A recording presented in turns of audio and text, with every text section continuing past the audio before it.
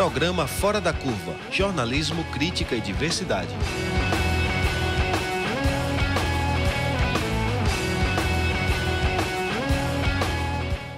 Bom dia, são 11h29 desta segunda-feira, 5 de março. Começa agora mais uma edição do Fora da Curva, o seu programa que fala o que a maioria cala. Eu sou Adriana Santana, professora de comunicação da Universidade Federal de Pernambuco. Já estamos ao vivo nas rádios universitárias AM e FM, também via streaming pelo facebook.com/programa Fora da Curva. Bom dia a todo mundo que nos acompanha, inclusive a quem nos assiste, olha lá, da Alemanha e da Coreia do Sul. Bom dia para todo mundo. O tema de hoje é bastante urgente, bastante grave. As falhas na assistência às pessoas que vivem com HIV e AIDS e o crescimento também no número de infecções pelo vírus. A AIDS mata 15 mil pessoas por ano no Brasil. A cada 6 horas, uma pessoa é diagnosticada com HIV só no estado de Pernambuco. O Recife, a capital pernambucana, tem a maior incidência de HIV no Nordeste, perto de aproximadamente 9 mil casos notificados. Não bastassem esses números alarmantes, outro grande problema enfrentado é a grave falha na assistência e principalmente na distribuição de medicamentos. Mesmo o atendimento sendo gratuito e universal no Brasil, garantido pela Constituição, falta medicamento, falta exame, falta leito. Inclusive, foi registrado até o caso de distribuição de medicamento com validade expirada, medicação vencida. Várias denúncias foram feitas ao Ministério Público de Pernambuco, que acabou instaurando inquérito civil. Nessa investigação, foi constatada a ausência de vários remédios.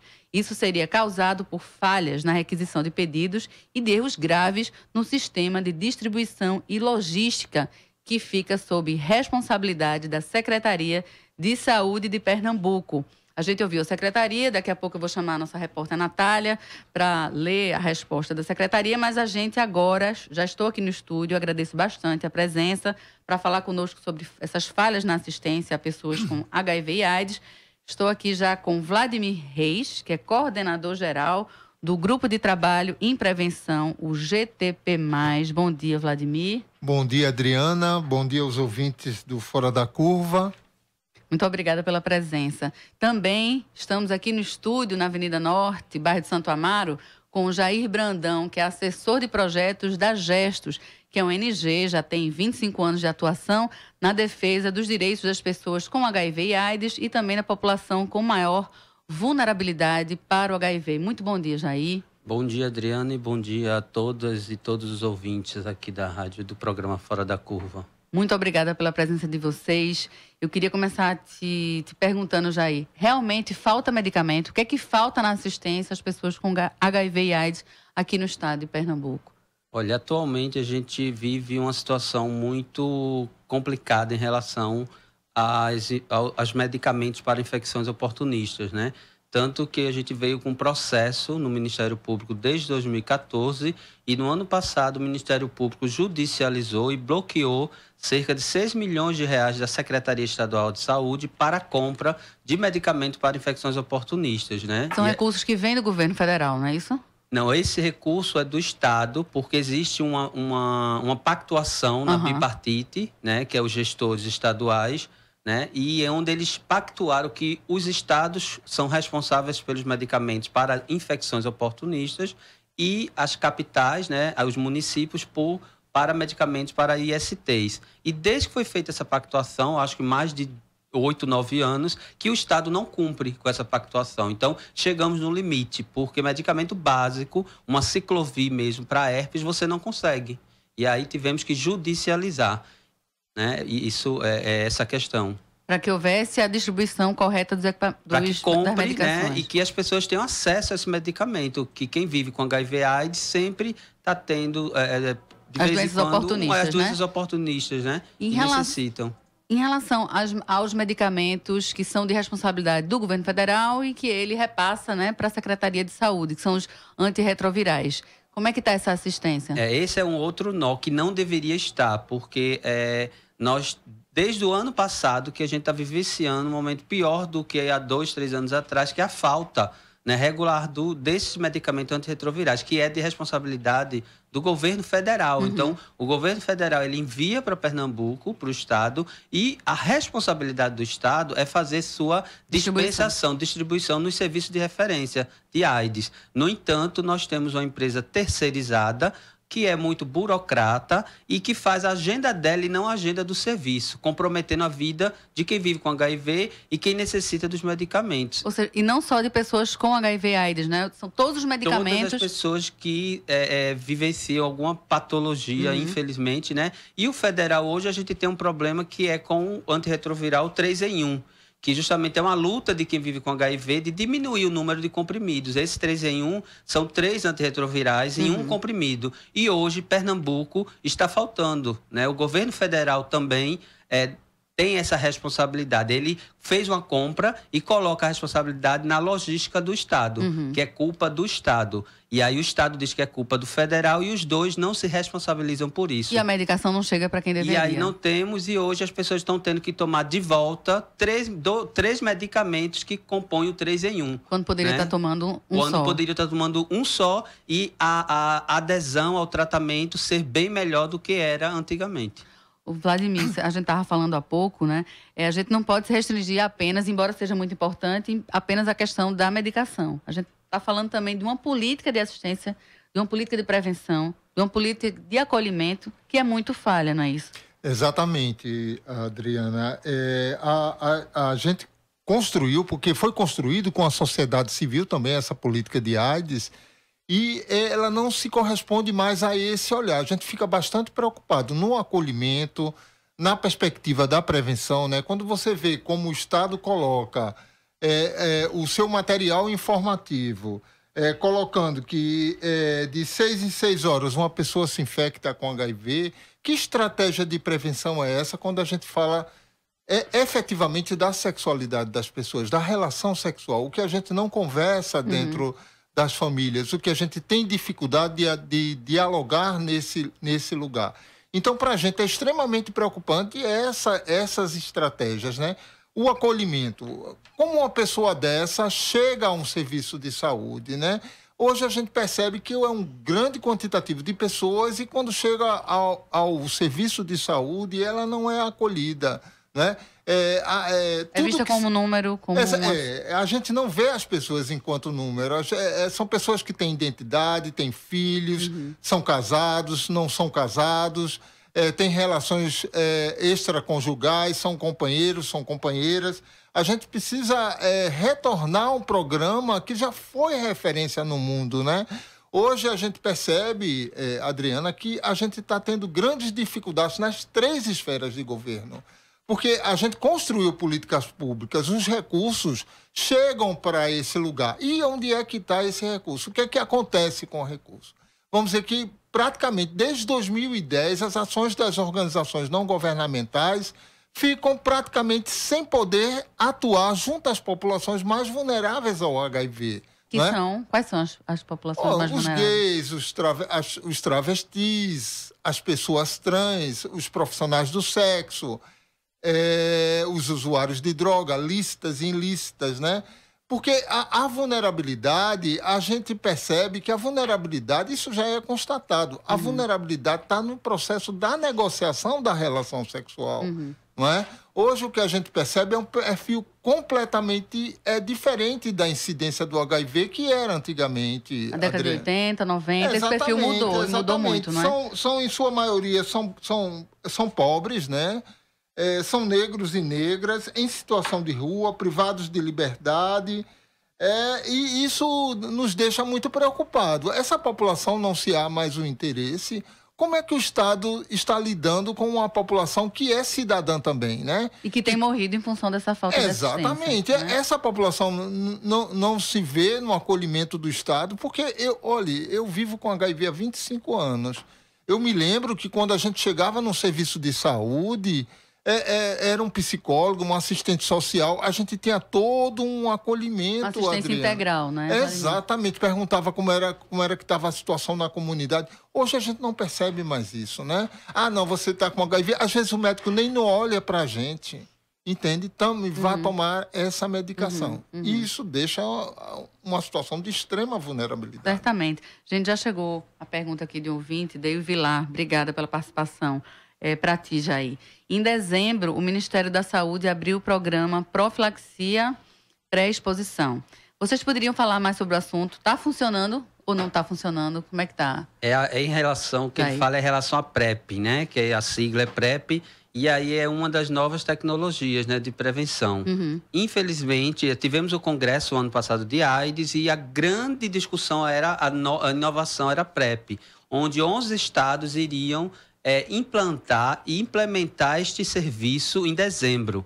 Pernambuco foi um dos serviço 11. De prevenção, de profilaxia. Isso. Infelizmente, Pernambuco ainda não abriu o serviço, né? Só sabe que vai ser no Hospital Oswaldo Cruz, mas não abriu o serviço. Esse é um grande problema começar. E nem tem prazo ainda. Outros estados já estão... Outros estados estão funcionando, como Ceará, São Paulo, mas Pernambuco ainda não tem este serviço. E é preocupante porque, além de não ter o serviço, as informações sobre a PrEP ainda não estão sendo divulgadas no estado. E aí existe uma confusão grande do que de fato é a PrEP, né? De que não é a cura do HIV, né? De que mesmo você tomando o antirretroviral, você também tem que usar o preservativo para se prevenir de outras infecções sexualmente transmissíveis.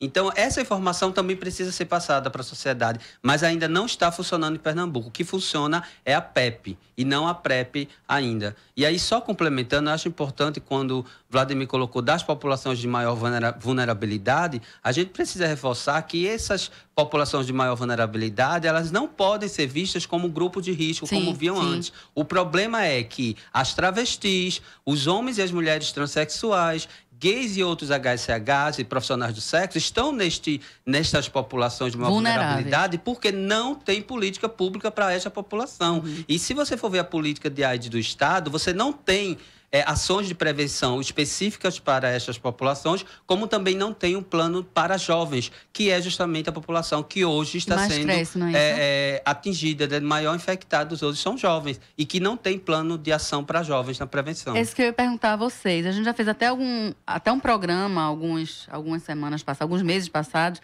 sobre a volta da epidemia da sífilis, né? Que é uma doença... Como é que chama? É uma co-infecção, uma infecção sexualmente transmissível, mas para quem já vive com HIV e AIDS é uma co-infecção, né? Também é uma doença oportunista. Uma doença oportunista também. Isso. A gente falava, né, sobre esse retorno da epidemia, de uma doença que a gente achava que estava lá atrás, né, ainda no século XIX, começo do século XX.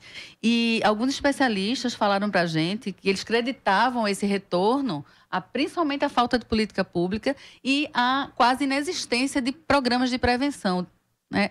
Propagandas, divulgações. Isso acontece também com a AIDS. A gente pode acreditar também a esses fatores. Quais são os fatores que têm feito esses números tão grandes? Eu acho que também se engloba a essa questão, Adriana. Se a gente olha, a gente tem incidência de HIV, né? A cidade do Recife é a cidade de maior incidência de HIV da região nordeste do Brasil, né? E quando a gente se depara com outras doenças sexualmente transmissíveis ou outras infecções oportunistas, a gente percebe também que o estado e a cidade também está entre as campeãs desse lugar, né? Vamos falar da tuberculose. Recife e Rio de Janeiro disputam o primeiro lugar de número de infecções e de óbitos em relação à tuberculose, né? Quer dizer, para a gente, enquanto sociedade civil, há uma falta de comunicação mais expressiva com a população de maior vulnerabilidade. Porque não é simplesmente você entregar um panfleto que essa população vai, assim, se prevenir. A gente precisa conversar, a gente precisa ver as dificuldades que essa população tem para utilizar o preservativo, para utilizar a medicação. Não pode se tratar as pessoas a partir de números, só especificamente a partir desse lugar. A gente precisa ver nesse sentido também. Eu queria também informar, Adriana, que a gente também, dentro dessa perspectiva da PrEP, né, a gente está fazendo o acompanhamento comunitário dessa implementação aqui no estado de Pernambuco. E na quinta-feira, na Câmara Municipal do Recife... Nesta quinta? Na quinta-feira, à tarde, a partir das 14 horas, a gente vai estar fazendo uma oficina especificamente nessa perspectiva sobre a PrEP, né? Trazendo a doutora Poliana, que é a coordenadora da implementação dessa política aqui no estado de Pernambuco. Eu acho que a importância da PrEP precisa ser vista também na perspectiva de se pensar muito mais no preservativo, né? É uma medicação, eu vou precisar tomar, eu vou precisar passar um período para eu ficar imune ao HIV, não a outra doença sexualmente transmissível. E também ela é para uma população mais específica, gays, profissionais do sexo. Então, são populações travestis, pessoas trans. Essas populações vão ter um acesso maior à utilização da PrEP. Mas é importante que a gente pense só na PrEP quando a gente tiver dificuldade de utilizar o preservativo, né? Eu sofro alergia na utilização da camisinha. Não como primeira medida. Exatamente, não como a primeira medida. A medida mais importante é a utilização do preservativo. É o preservativo. Gente, como se daria uma assistência efetiva e integral e uma assistência à prevenção também, que a gente não tem observado hoje? Se é que alguma vez aqui no estado já houve, vocês falaram de um tempo em que houve essa assistência maior. O que seria, Jair, uma assistência realmente efetiva e integral? Olha, para quem vive com HIV, né, então necessita de que exista médicos especializados à disposição, né? Falta gente. Não necessariamente exclusivos para quem vive com HIV, mas na medida em que eu tenho HIV, que eu tenho um sistema imunológico mais baixo e que eu posso com frequência ter alguma oportunista, etc e tal, eu necessito de médicos especialistas também. E vocês observam essa falta, médicos básicos como urologista, ginecologista. As pessoas que vivem com HIV, elas não estão tendo acesso. Entendi. Né?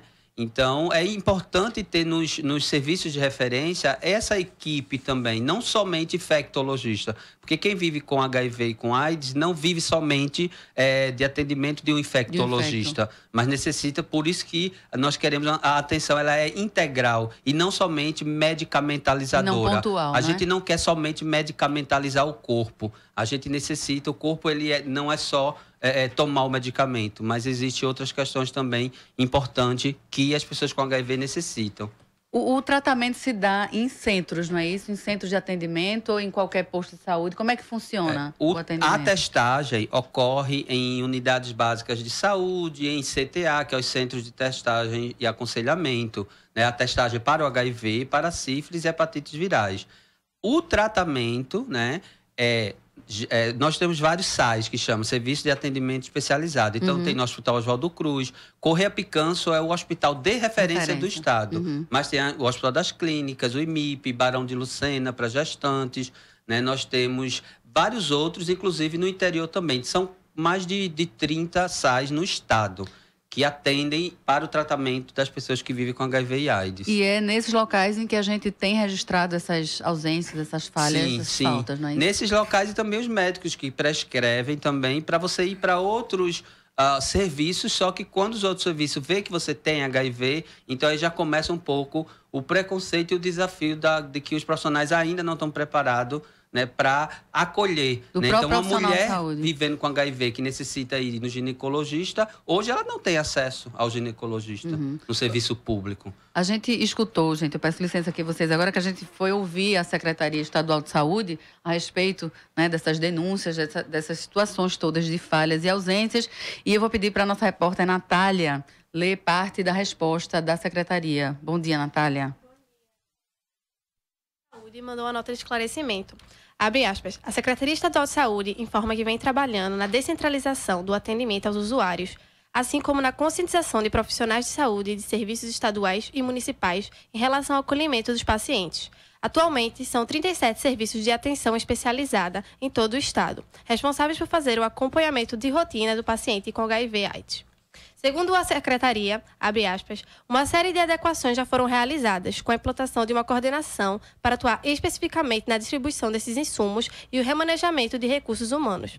Esse trabalho vem permitindo a otimização na entrega e no abastecimento dos 37 serviços de assistência especializadas e mais de 50 maternidades que fazem entrega das mais de 30 apresentações dos 21 itens que compõem o rol de medicamentos antirretrovirais.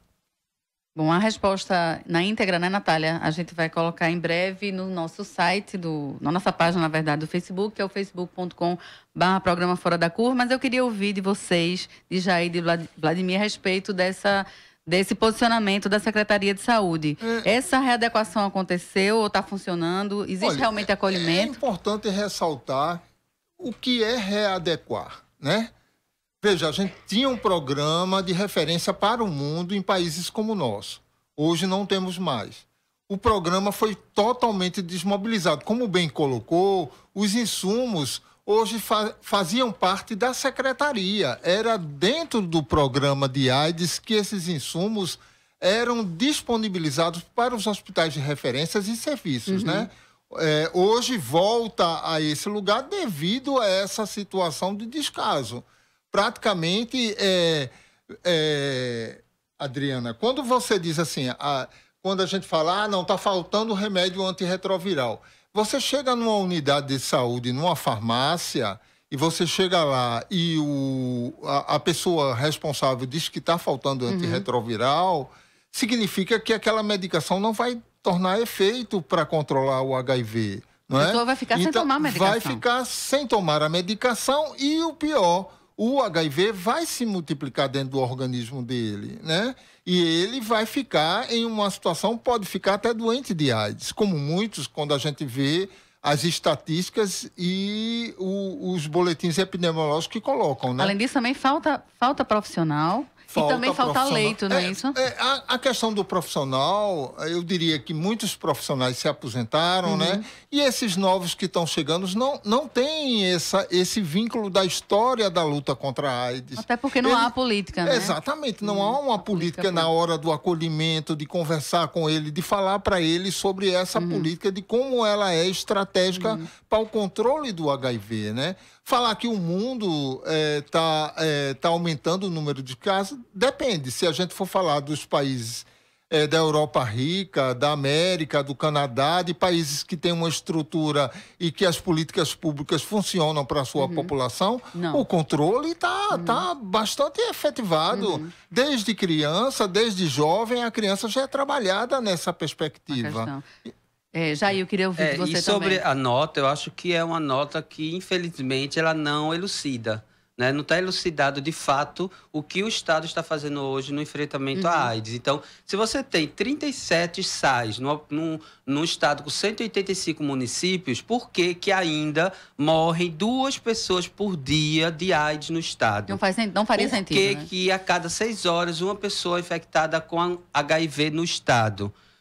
Readequar não é a solução, é reestruturar os serviços, é ter uma equipe multidisciplinar nos serviços, é você estar com um espaço, de fato, digno para aquele lugar ali, é rever o acolhimento que precisa estar. Não é estar capacitando, porque todo mundo tem capacidade para isso, mas um acolhimento integral, um acolhimento onde você veja a demanda do usuário como a singularidade de cada usuário e ter resolução para essa demanda. Então, acho que é repensar e inovar no enfrentamento na luta contra a AIDS em Pernambuco. É isso que o Estado está precisando. Porque os recursos, eles ainda recebem recursos do federal para a AIDS. Agora, cabe à Secretaria Estadual de Saúde inserir a AIDS enquanto uma das prioridades da agenda da saúde do Estado. Esse é o problema. A AIDS e a tuberculose, elas não são prioridades para o Estado.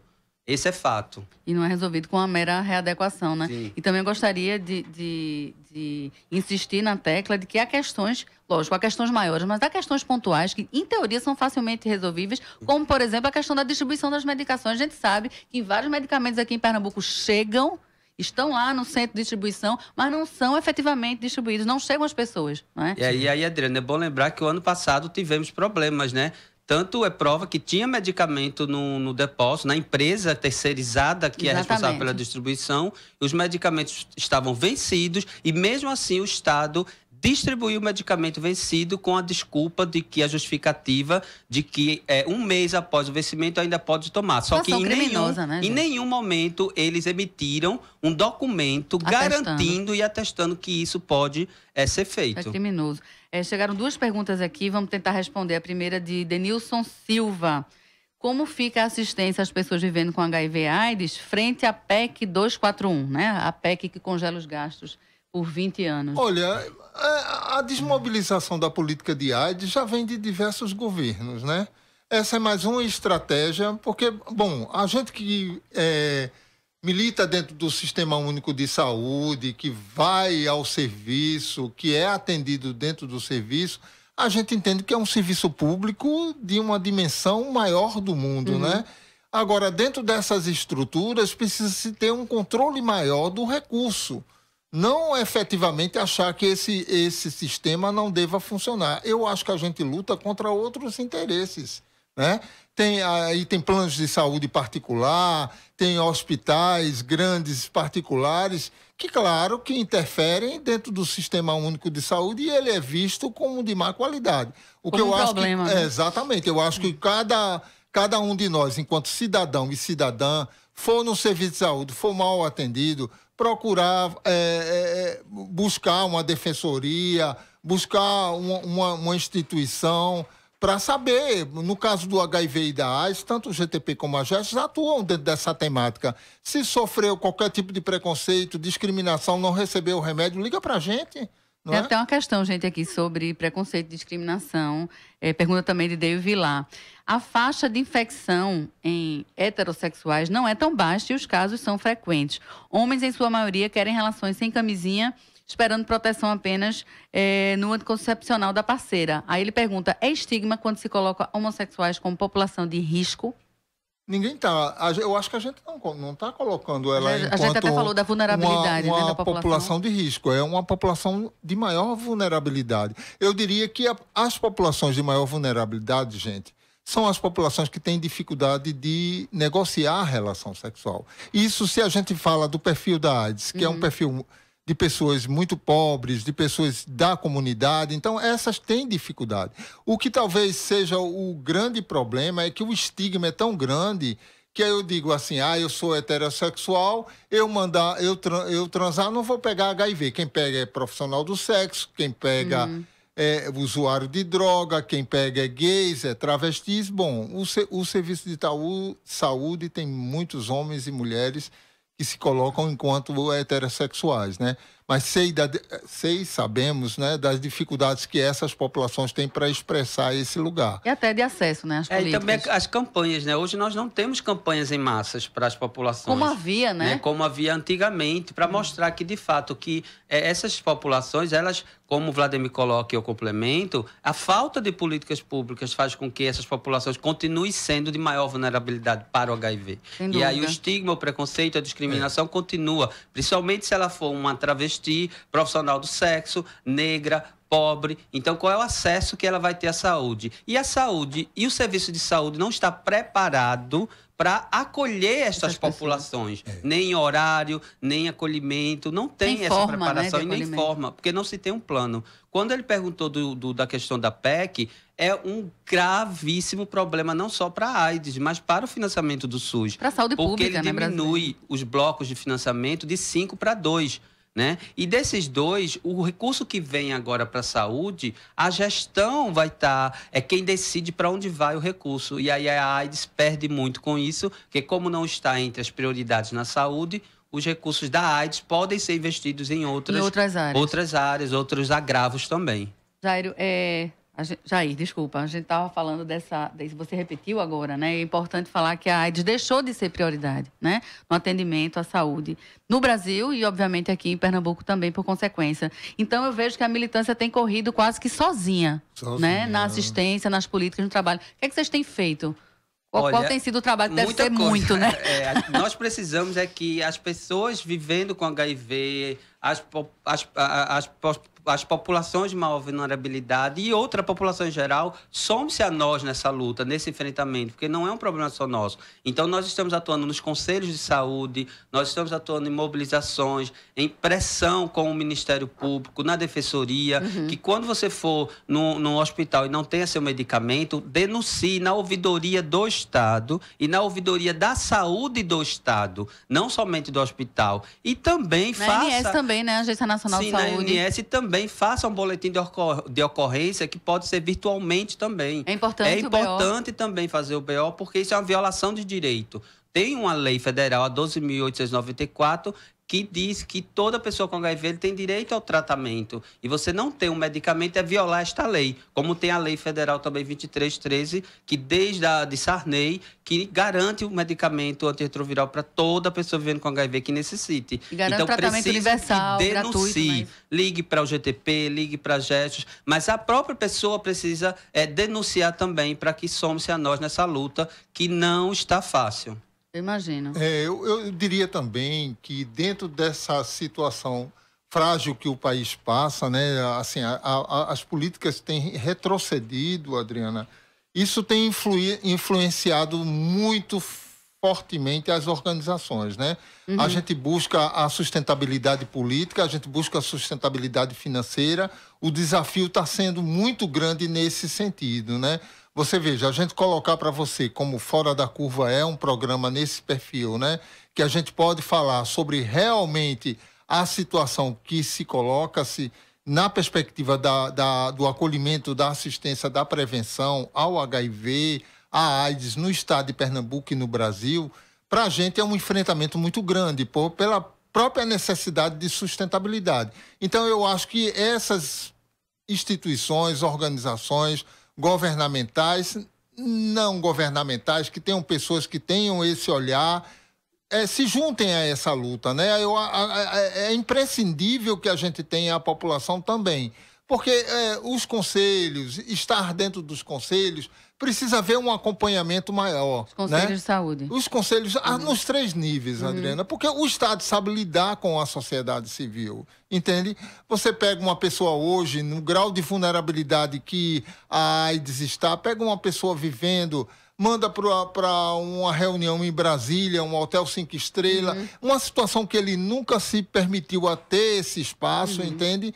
Então, é ainda uma situação muito delicada. A gente tem feito enfrentamentos, você veja agora com essa questão da situação das unidades prisionais do estado de Pernambuco, que a gente vai falar um pouquinho, você veja o quanto as violações estão pertinentes a esse lugar. Então, a gente precisa estar sempre avançando nesse sentido. Falando das unidades prisionais, Jair, como é que anda, se a assistência aqui fora, digamos assim, está falha, eu imagino como não anda a assistência dentro dessas unidades prisionais, né? O que é que uma pessoa hoje em situação de vulnerabilidade e numa unidade prisional encontra em relação à sua saúde, destacadamente em relação às ISTs?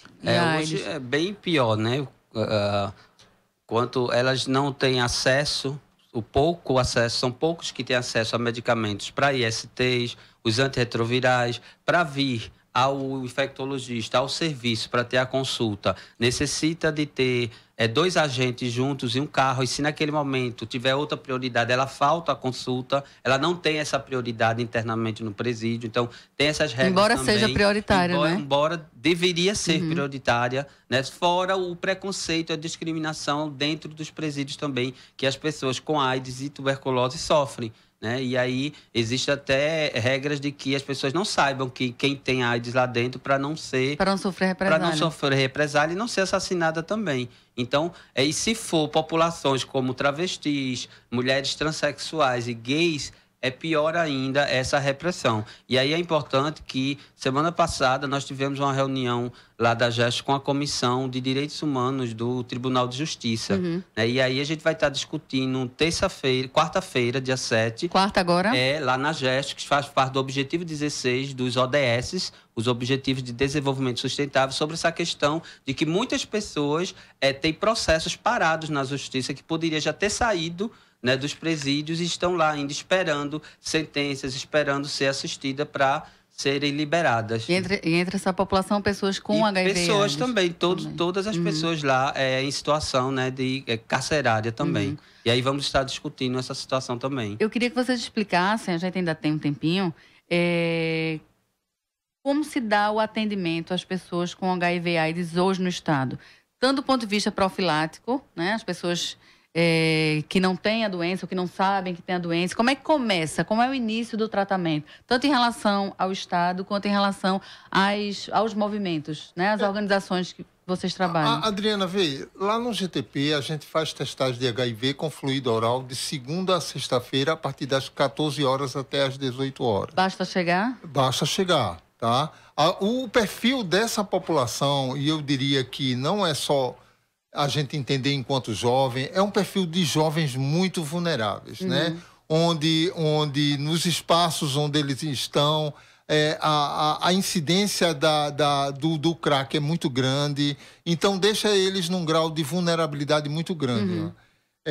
A partir da identificação do HIV, a gente caminha para o teste confirmatório e daí a gente acompanha até a primeira consulta no serviço de saúde. Como o Ben Jair falou, nós, enquanto hospitais de referência, temos diversos hospitais de referência na cidade do Recife, no estado de Pernambuco, inclusive que são os maiores da região Nordeste.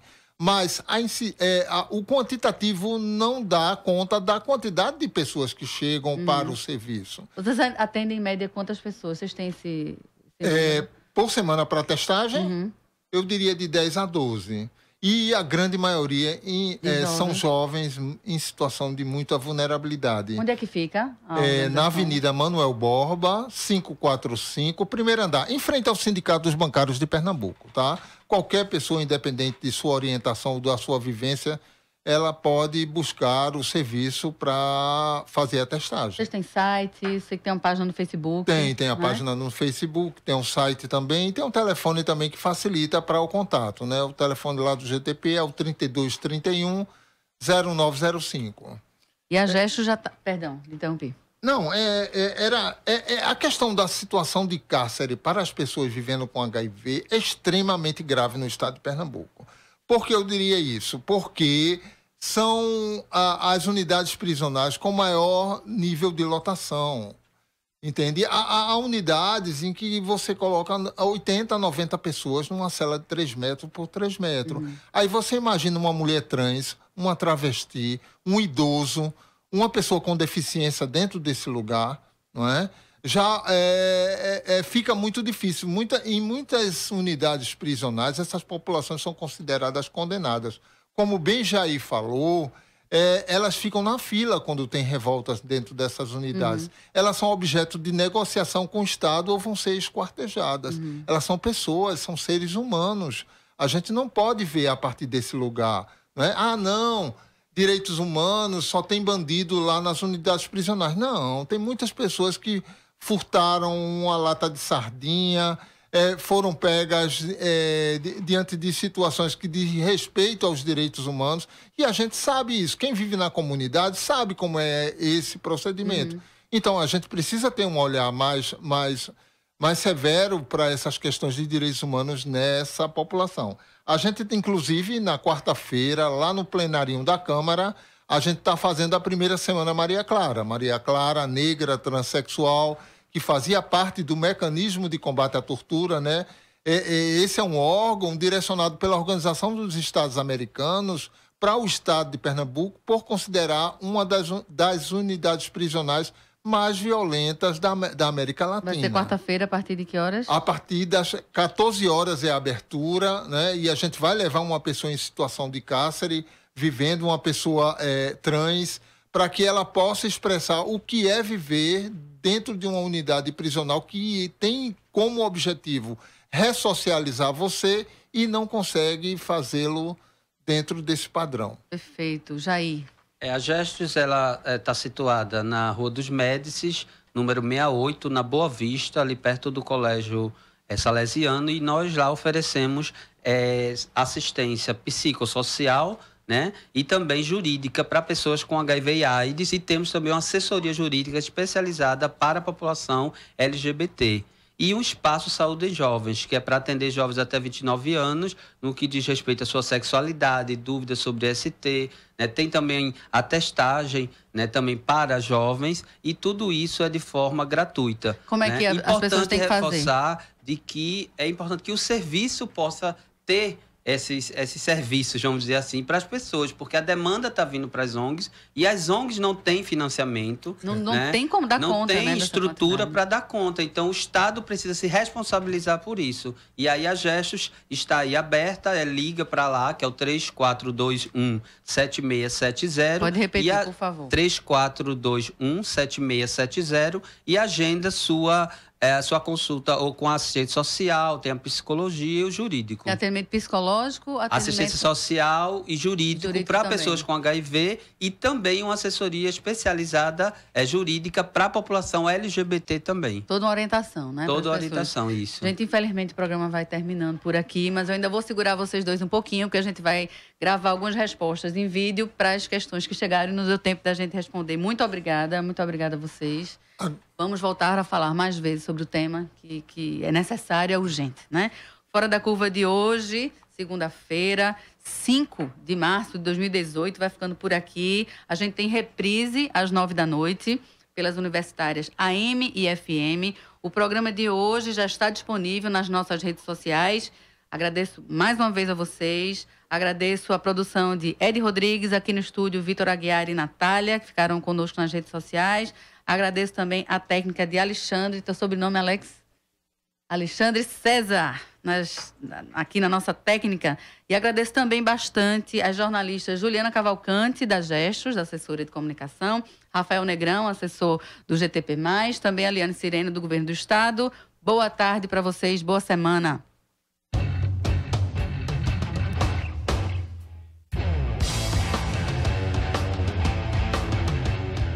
O programa Fora da Curva é uma realização do Departamento de Comunicação Social com o apoio do Departamento de Sociologia, do Núcleo de Design e Comunicação do Centro Acadêmico do Agreste e do Núcleo de Rádio e TV Universitária. Parceria com o Marco Zero Conteúdo, Centro de Cultura Luiz Freire, Centro das Mulheres do Cabo, Centro Sabiá e Terral Coletivo de Comunicação. Esse programa fica disponível nas nossas redes sociais, na nossa página do Facebook, no canal do YouTube e no Mixcloud. A música tema do nosso programa foi composta pela banda Diablo Motor. Programa Fora da Curva. A gente fala o que a maioria cala.